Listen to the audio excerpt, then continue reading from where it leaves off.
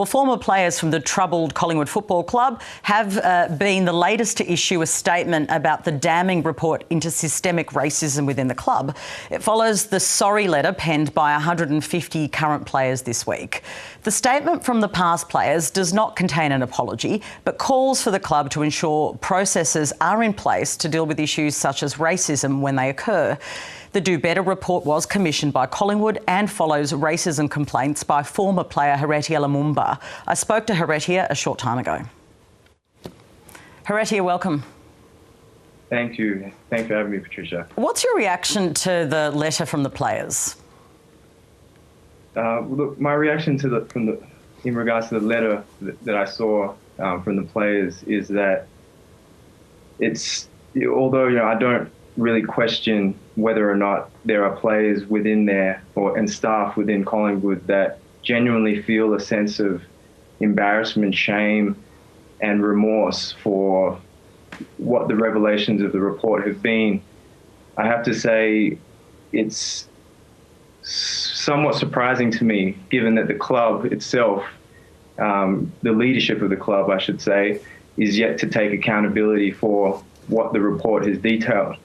So I see it for what it is. I see that this letter came through the Collingwood Football Club as a response. And up until where we currently are today, from 8 years ago when I first raised these issues, there's been a consistent pattern that I've seen. And that consistent pattern has been damage control over accountability. And that's exactly what the report reveals. And I'm afraid that this is just another case of history repeating itself. Does it concern you that this sorry, and the letter is quite dramatic, as you know, it starts just with the word sorry. Does it concern you that it's come from the players and not from management? I don't know if concern is the right way to put it. I'd say bewildered. The reason being is that a majority of the players that signed that I didn't play with, and the players that were affected throughout the history of the club didn't play with those players. So it's from people that we had no connection to whatsoever. The other important factor is that the players aren't responsible for the systemic failings of the club. If you read the report, it states clearly that there is a distinction between interpersonal racism, direct racism, which yes, did exist, and the systemic racism, which is the harder issue to identify, but the more severe. Now, what I'm saying is that the more severe form of racism, which is systemic, needs to be addressed. And the people that need to address that are the leaders of the football club. As the report states, the people who are responsible for the systemic failings of the club are is the club's board and is the club's leadership. And up until today, we have not seen any accountability from them whatsoever.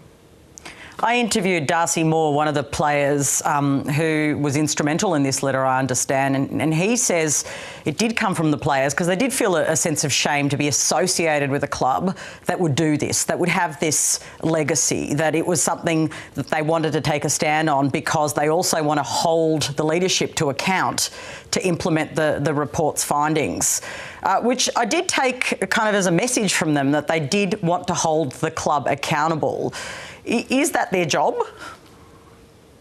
No, it is certainly not their job. But, Darcy Moore, unfortunately, we never got to play against each other. Sorry, we never got to play on the same team together. But I did have a relationship with him prior to him joining the club because he was a father-son. And he is a quality human being. So I'm not surprised that he would feel this way about the club. His father played at the club and he does not want history to repeat itself. So there's no doubt that there are players who do not identify with the racist history that the club has. So like I said from the beginning, I don't doubt that there is sincerity in players and staff members who feel ashamed, who feel terrified by what has been revealed in this report. but at the same time, it's for the leadership of the football club to take accountability for the systemic failings. And one interesting thing as well is that I saw that came up in the interview yesterday was that when a question was asked about Eddie Maguire, the deflection was, it's not about individuals. But I have to say that the report clearly states that there are a number of individuals within the club that wield an unhealthy level of influence. And that needs to be addressed. And that's why we look at the leadership of the club. We look at the individuals that hold positions of leadership that are responsible for the system, that are responsible for, in this case, the systemic racism being upheld. So you look at people like Eddie Maguire. You look at the whole board. The report says one of the recommendations is that the leadership of the club has to be audited. They have to be audited because up until this point, there's been a disconnect between what the Collingwood Football Club projects and what it espouses to value and what it actually does. So that's what the attention needs to be brought back to. It's not about individuals when it comes to the interpersonal racism, which is why I haven't named any players. You know, I could have named so many different instances and players, but that's not what it's about, because ultimately I know that the individuals who enacted and were responsible for the direct racism that I faced aren't actually the ones who are responsible for the manifestation of it within the culture of the club. That resides with the leadership of the club. Has the Collingwood club reached out directly to you since the report became public? Right now, there has been a line of communication between my legal team and Collingwood's legal team. And, you know, that's as far as it goes. And it's been clear to us to this point that Collingwood aren't prepared to take accountability for what's actually in the report and make an acknowledgement of the fact that the report reveals damning information and that I was one of the people, amongst others, who were affected by what the report reveals.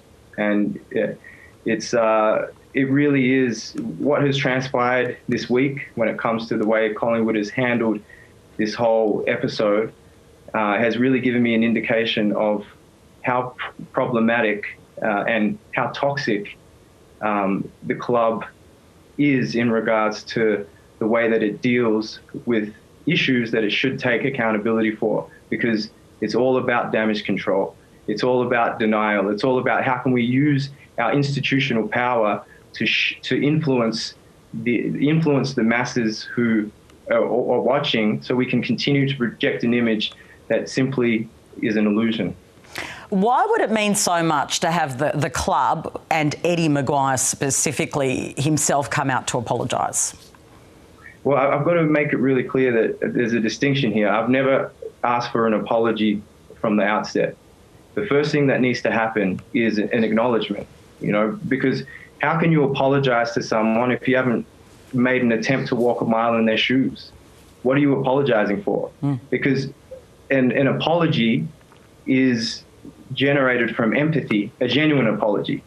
So if you haven't gone on the truth-telling journey, which one of the recommendations states should happen, if you haven't done the journey of truth-telling and you haven't walked a mile in that person's shoes, then you can't genuinely apologize.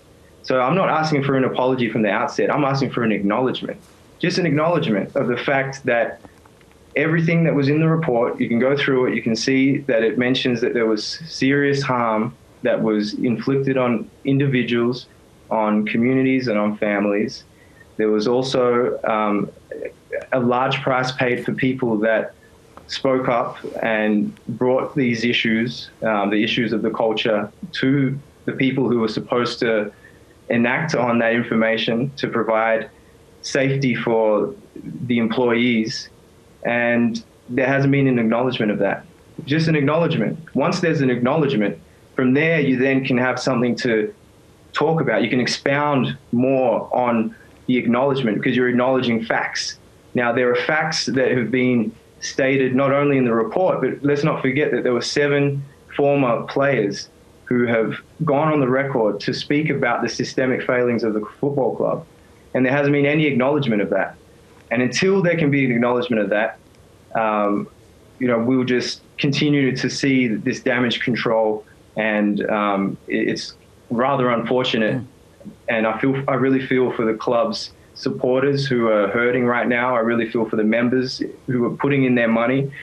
I look at the sponsors. I look at Nike. I look at all of the sponsors that are attached. I mean, Nike just last year or 2 years ago did a campaign with Colin Kaepernick, support Colin Kaepernick and his stance against racism. Yet they're also supporting the most racist sporting club in the country, as what the report says. So, it's quite sad. The project's Peter Hellier has apologised on social media for not believing you in 2017. What did you make of that acknowledgement, and are you looking for an apology from Waleed Ali? Well, what I make of that is that's an indicator that there has been a shift in the consciousness. Now, with the overwhelming pressure and the information of the report coming to the forefront, the facts within what happened on that project interview or the segment that they did, it's irrefutable. You can see how the project supported the systemic racism of the AFL and the Collingwood Football Club. So, yeah, I understand why Peter Hellier would be feeling the way he is. Now, what I say is that happened on prime time on one of the biggest programs and networks in the country. That's where, if he wants to apologize, that's where he can apologize, and he can apologize along with Waleed Ali and anyone else who's there. So that's what I would say to that. Would you like Waleed to apologise? I don't think it's a matter of what I would like. I think that any decent human being would be able to see that what has transpired, and would try to make amends and atone for what has transpired. So it's not a matter of what I desire and what I want, but it's just what I think is what a decent human being would do. I've got to finish, Heritier. It seems to me, I know this is really something that's been very painful for you to relive again through talking about it throughout this week. Are we ever going to get you back in Australia? Get me back in what capacity?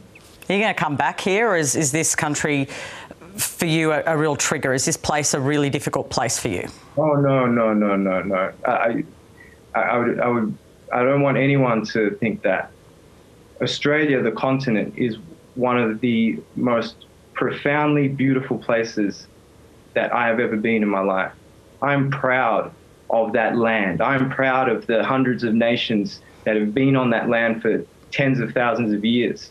I'm proud of that. That's a part of my identity. What I'm doing right now is not only for myself and my family, but it's for all of the people that are affected by systemic racism, because it transcends the Collingwood Football Club and the AFL. It's from the very top. It's from the government, and it has been this way for hundreds of years.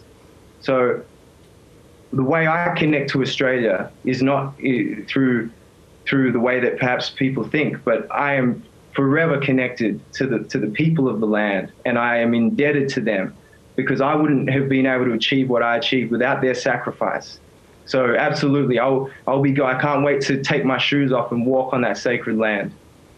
Heritier, thank you so much for talking to me. Thank you.